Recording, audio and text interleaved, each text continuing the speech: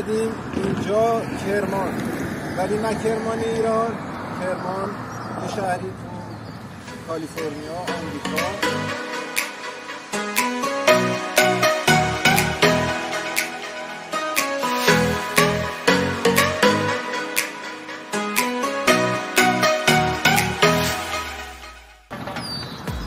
تقریبا 15 مایلی فرزنو، شهر بزرگ نزدیک اینجا. 15,000 نفرم تقریبا جمعیت داره.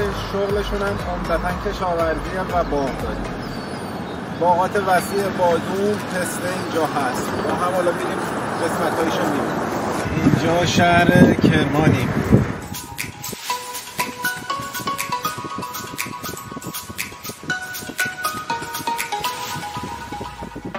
تجاری پسته توی شهر کرمان وسط کالیفرنیا بین سان فرانسیسکو و لس آنجلس. باغ صنعتی پسته که اتفاقا اسم رقمشون هم کرمانه. عمده رقمشون توی آمریکا رقمیه به اسم کرمان که تقریبا 60-70% باغات پسته آمریکا رو همین رقم کرمان. باغات تجاری و صنعتی بسیار قشنگ که با اینکه خدمت کمی دارن ولی بسیار زیبا. به تازگی هم هرس کردن. حالا مفصل‌تر در مورد پسته انشالله با هم دیگه صحبت می‌کنیم.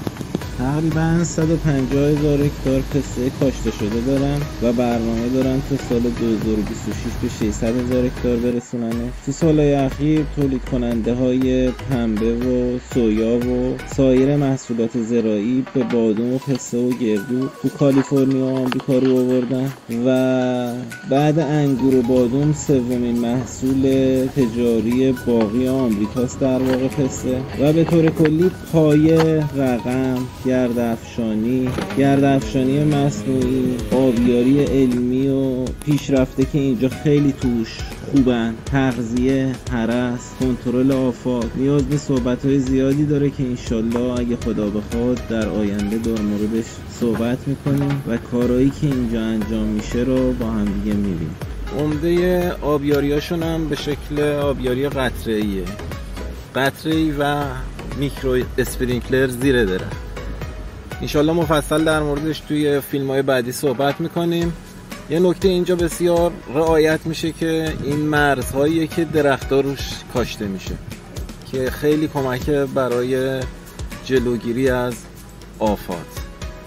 تجاری پسته رقم کرمان، این عمده ترین رقمیه که تو آمریکا کاشته میشه. تقریبا 70% ارقام تجاری توی آمریکا 80%شون کرمانه.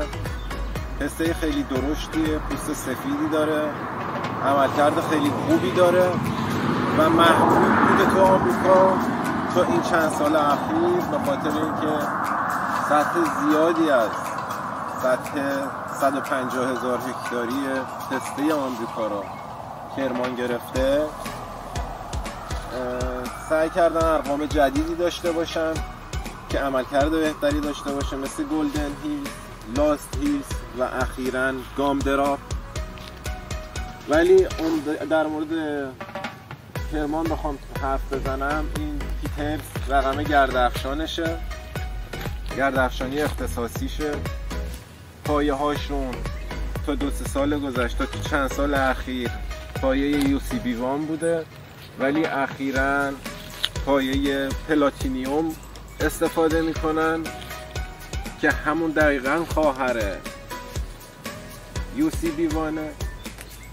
تو گردافشانی سعی میکنن ارقام مختلفی داشته باشن، مثل در واقع همین پیترز یا رندی یا اسمشون یادم رفت الان، ارقام مختلفی دارن و سعی میکنن تلفیقی بکارن ارقام گردافشان و اینجا همه کار با ماشین انجام میشه. ببینید اون الان رقم پیترزه، گردافشانه، این پیترزه. تقریبا هر 10 تا 12 تا 15 تا رقم ماده یه گل نرم حتما میکنه. فاصله هاشون تقریبا 5 متر در 6 متره. آبیاریشون آبیاری قطره‌ایه و قطره‌ای هوشمنده که هر درخت هر میزان نیاز آبی که داره به اندازه بهش میرسه. دور دیف لوله میره دو سمت درخت و با این پایه ها حفظ میشه. ببینید این سوراخ روی خود لوله اینجا داره و یکی اینجا داره. حدود 1 متر 1 متر و 20 سانتی یه دونه قطره چکون روی خود درخت روی خود لوله هست و آبیاری هوشمنده و تغذیه هوشمنده. غذا و آب به اندازه نیاز به درخت میرسه و همه کار اینجا در واقع با ماشین انجام میشه و ماشینالات برداشت خاص خودشونو دارن، ماشینای خاص هرس خودشونو دارن که حالا در موردشون انشالله به وقتش ما هم صحبت میکنیم. یک نکته خوب، ما الان مرز بین رقم گلدن هیلز هستیم، این رقم و این رقم در واقع کرمان. ببینید این دور دیف درخت متفاوته. این گلدن هیلزا عمدن جوری طراحی کردن که تقریبا 2 تا 4 هفته زودتر برداشت میشه که ماشینالاتشون بعدن بیاد سراغ کرمان.